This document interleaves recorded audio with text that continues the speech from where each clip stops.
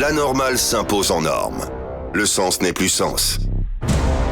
L'intelligence décriée et la médiocrité célébrée. Brisons cette inversion des valeurs. Bienvenue chez les grandes gueules de Radio Espace Guinée, en ondes depuis plus de 7 ans en Guinée.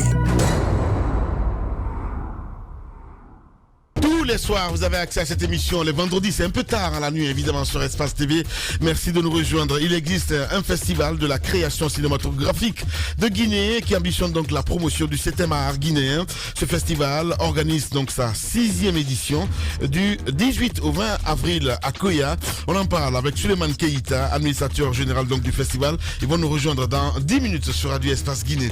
Voilà, quelques réactions des auditeurs avant de continuer évidemment l'émission. Beaucoup de réactions évidemment sur Twitter ce matin avec les internautes qui s'indignent carrément avec ce qui se passe du côté de Bokeh. Le temps pour nous d'y aller, voilà, pour une journée de partage d'expérience avec la jeune. Ok, allez, on va y aller sur le terrain, Moussa, le ministère de la Justice évidemment qui intervient ce matin.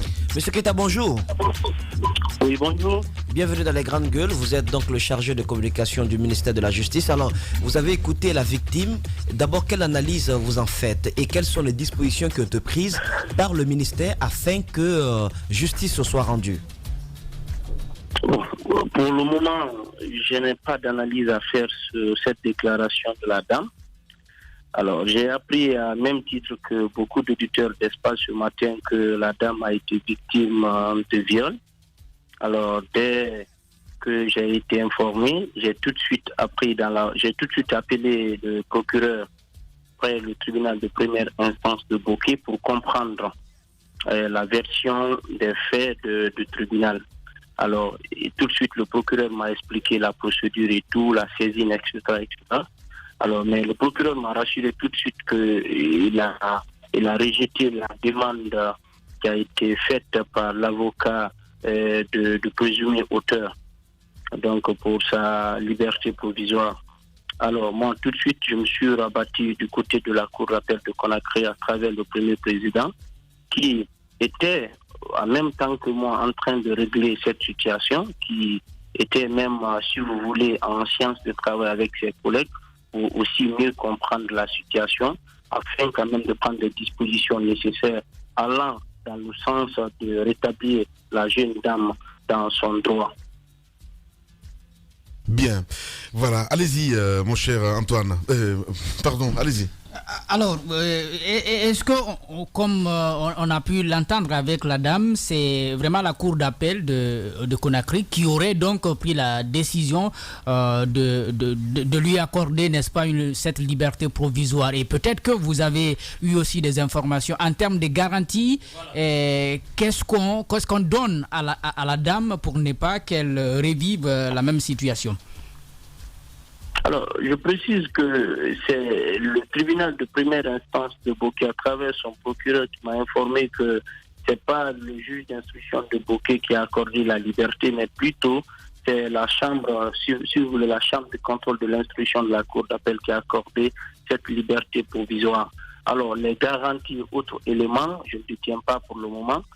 J'attends peut-être mon rôle. Quand j'apprends ces informations, c'est de me rapprocher auprès de ceux qui étaient à la base de l'instruction ou ceux qui travaillent sur le dossier pour comprendre les différents déroulés qui se sont passés en phase d'instruction ou pourquoi le juge a accordé la liberté provisoire à ce monsieur, quelles sont les garanties, quels sont les éléments qu'il a présentés ou sur la base de quel, si vous voulez, texte de loi il a accordé. Ou est-ce que c'était un dossier classé sans suite, etc., etc. Je me renseigne et puis je fais un mémo tout de suite à mon patron, le ministre de la Justice, pour lui dire que cette problématique actuellement posée dans la société du côté de Bokeh, voici le menu, c'est-à-dire je raconte la chronologie et je fais ce qu'on appelle le découpage des informations pour qu'ils puissent comprendre réellement ce qui s'est passé de Bokeh jusqu'à la cour d'appel. Ça fait partie aussi de mon rôle, quoi, de chargé de la communication du ministère de la Justice. Voilà, monsieur Keïta. Bien, en direct ce matin chez les GG, Antoine Kourouma. Il a donc fallu que la presse en parle pour que vous informiez votre ministre par rapport à la situation. Voici encore c'est la justice à ce niveau-là qui est accusée dans cette histoire. S'il y a eu liberté mais attendez, s'il y a eu liberté provisoire sans qu'on ne sache les fonds, parce que la fille aujourd'hui est inquiète, si le jeune a été libéré sans qu'on ne sache réellement pourquoi, c'est la justice à ce niveau qui pourrait être incriminée au cas où il est libéré fortuitement. Oui, Antoine, je veux faire, si vous voulez, la part des choses. Le ministre de la Justice n'est pas le juge. Il n'est pas un juge d'instruction. C'est-à-dire les juges d'instruction, les juges de siège sont indépendants. Ils ne sont pas obligés de remonter les informations à un ministre de la Justice. Seul le parquet, à travers le procureur général, souvent qui rend compte au ministre d'État de la Justice sur certains dossiers stratégiques et sensibles de l'État. Alors, ce n'est pas le ministre de la Justice qui est juge pour demander, si vous voulez, tous les dossiers qui se trouvent au niveau des juridictions. Le ministre de la Justice ne peut pas être au courant de tous les dossiers. Bien. Mais vous qui êtes des journalistes, vous qui êtes des hommes de médias, vous pouvez chaque fois alerter. Chaque fois que nous sommes alertés, Moïse sait très bien, tout de suite là, quand je fais un mot au ministre d'État de la Justice, si c'est un juge du siège, il ne peut pas l'appeler, il ne peut pas lui donner des instructions, mais plutôt le procureur d'instance, si c'est au niveau du tribunal de première instance, le procureur peut faire appel de la décision du juge d'instruction qui a peut-être accordé la liberté provisoire. Je pense on a bien compris, M. Keïta. Allez-y, Roby. M. Keïta, je semblais poser la question à la mauvaise personne. Maintenant, je vais vous la reposer. C'est vrai, liberté provisoire, d'accord, en attendant que les preuves de la culpabilité soient établies. Mais dans le contexte guinéen et en l'espèce, généralement, comment faites-vous pour garantir que le présumé ne prenne pas la poudre d'escampette? Vous savez, cette problématique de liberté provisoire, elle ne peut être mieux répondue et expliquée que par les juges ou le parquet, pas le cabinet du ministère de la Justice. Parce que nous veillons juste aux actions et aux actions des magistrats, c'est-à-dire veiller sur ce qui se passe dans les juridictions afin d'informer la population, sensibiliser la population, les tenir au courant des différentes procédures qui se passent. Mais nous ne sommes pas directement impliqués dans les différentes procédures qui se passent au niveau des cours aux tribunaux. Vous voyez, le cabinet est très différent des tribunaux, le cabinet est très différent des cours d'appel. Vous voyez, donc il y a une grande distinction à faire à ce niveau. Mais dès qu'il y a un problème au niveau des juridictions, on rabat directement cette problématique au niveau du cabinet ou au niveau du ministre de la Justice. Bien. Qui souvent n'a rien à voir dans les instructions ou n'a rien à voir dans certaines procédures qui doivent être indépendantes. Bien. Merci beaucoup en tout cas, Sékou Keïta, d'avoir accepté notre invitation ce matin. La normale s'impose en norme. Le sens n'est plus sens. L'intelligence décriée et la médiocrité célébrée. Brisons cette inversion des valeurs. Bienvenue chez les grandes gueules de Radio Espace Guinée, en ondes depuis plus de 7 ans en Guinée. Dans un instant, on parlera culture dans cette émission. On va parler du 7e art, carrément.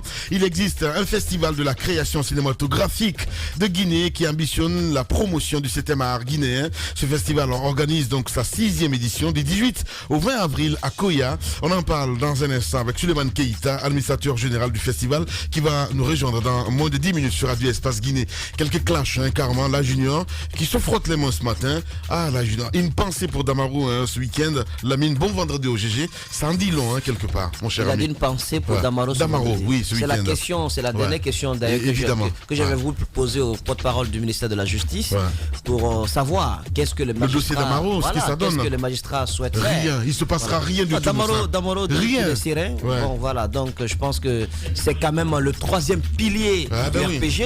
Il y a Dr Diané, il y a Damaro et il y a Alpha Condé. Justement. Les 3. Il ne se passera rien du tout. C'est quand même, quand vous avez affaire à eux, je pense qu'il faut bien vous apprêter, même s'il s'agit de la justice. Il sera sermonné, c'est tout. On va l'engueuler et puis ça s'arrête là. Non, mais il a ses moyens de défense aussi.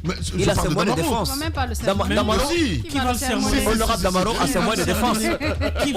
Honorable Damaro, aujourd'hui, vous savez, lorsque on tient les propos. Mais quand les journalistes l'ont posé la question au palais du peuple, il disait, mais je les attends. Oui, il les attend. Un exemple, je vais vous donner simplement un exemple. C'est qu'au lendemain de sa sortie médiatique avec le procureur, le fameux procureur, qui d'ailleurs, il a encore la vie sauve.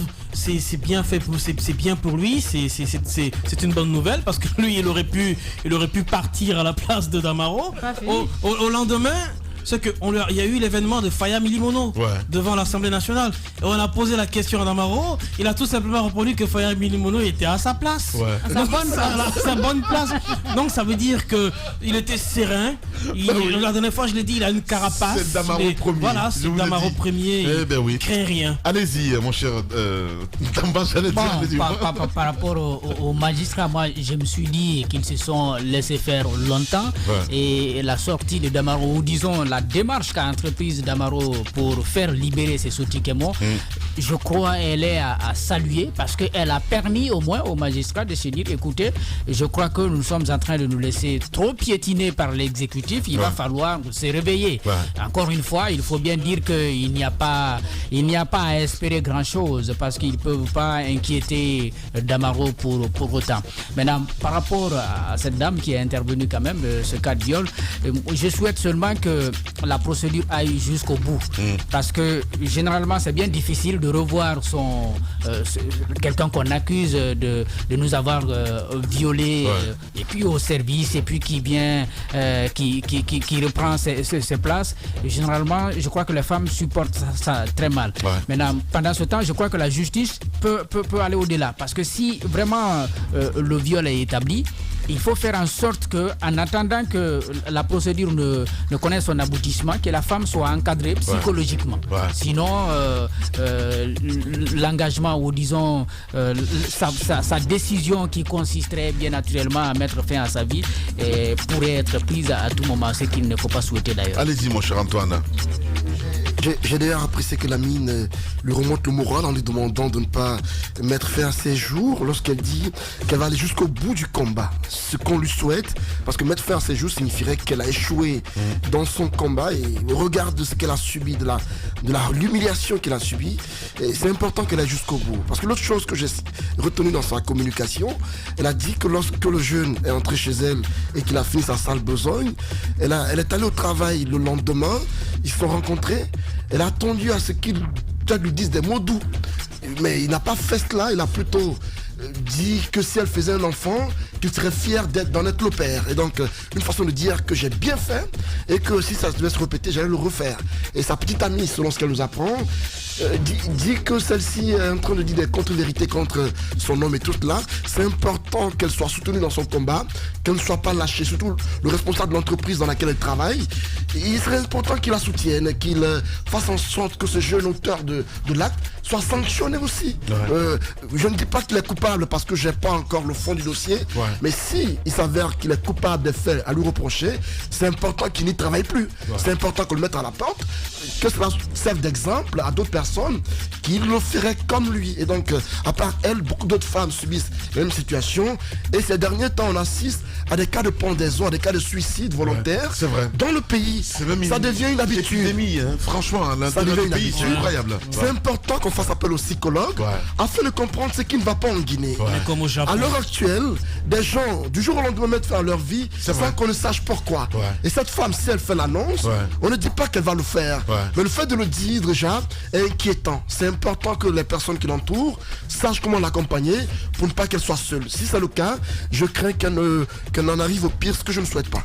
De passer à l'acte évidemment. Allez, l'émission continue. Véritable success story de la radio Espace Guinée, les grandes gueules, détentrices des meilleurs scores radio en Guinée, de la meilleure émission talk show, a donné le créneau horaire du départ au bureau et du retour à la maison, récoltant depuis des années consécutives le titre d'émission la plus écoutée en Guinée, toutes catégories confondues. Un grand total de plus de 5 millions d'auditeurs ont été fidèles au talk show Les GG, diffusé jour après jour sur toutes les stations du réseau Adafo Média de 9h à 10h30, un exploit qui restera longtemps dans les annales de la bande FM en Guinée.